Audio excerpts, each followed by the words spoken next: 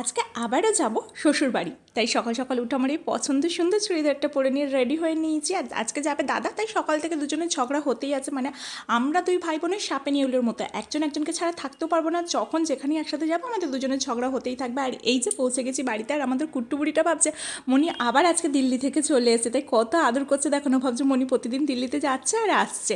আর এই যে এই সুন্দর ট্রেন্ট হাউসটা না ওর কাকা ওকে বার্থডেতে গিফট পাঠিয়েছিল, আর দাদা যেগুলো নিয়ে গেছিলো সেগুলোই ওকে দিলাম। আর এই যে দিদিভাই এখানে রান্না করছিল, আর এই যে এই হাঁসটা মানে পুরোটা সাজানোর পর কি ভালো লাগছে, কি সুন্দর হাঁসগুলো যাচ্ছিলো, আর হালকা একটা মিউজিক হচ্ছিলো। আর এই যে আমাদের কুট্টু বুড়িটাকে এখানে আমি খাওয়াতে বসে পড়েছি। আজকে মেনুতে ছিল রাইস, তার সাথে ছিল ফুলকপি আলুর তরকারি, সাথে ছিল মাটন কষার চাটনি আর স্যালাড। সন্ধ্যেবেলাতে এখানে দিদিভাই গোপালকে সন্ধে দিচ্ছে, আর আমি এখানে চা বসিয়ে দিয়েছি। আর প্রথম সবাই মিলে বেরিয়েছি শ্বশুরবাড়ির পাড়াতে ঠাকুর দেখতে। মানে এখানে তো আমার থাকা হয় না, তাই শ্বশুরবাড়ির কোনো অনুষ্ঠান আমার খুব একটা এখনো অবধি থাকা হয়নি। এই প্রথম সরস্বতী পুজোতে আমি ছিলাম, আর এই প্রথম শ্বশুরবাড়ির পাড়াতে ঠাকুর দেখতে বেরোনো। এই মন্দিরগুলোতে আমার কখনোই আসা হয়নি, আজকে প্রথম এসেছিলাম। আর এই যে এই সুন্দর সরস্বতী মাটার উপলক্ষে বসেছিল একটা মেলা, আর আমাদের মা সরস্বতীটাকে কি মিষ্টি লাগছে দেখো না।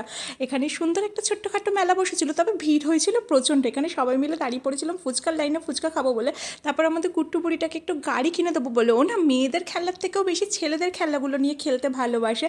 তারপর অনেকটা রাতে সেদিন আবার বাপের বাড়ি চলেছিলাম, আর দিদিভাই আমাকে এই সুন্দর হারটা কিনে দিয়েছে, আর এর সাথে ম্যাচিং করে আমি একটা সুন্দর চুড়িও কিনে নিয়েছিলাম। আসতে হবে আসি, তুক্কা তুক্কা।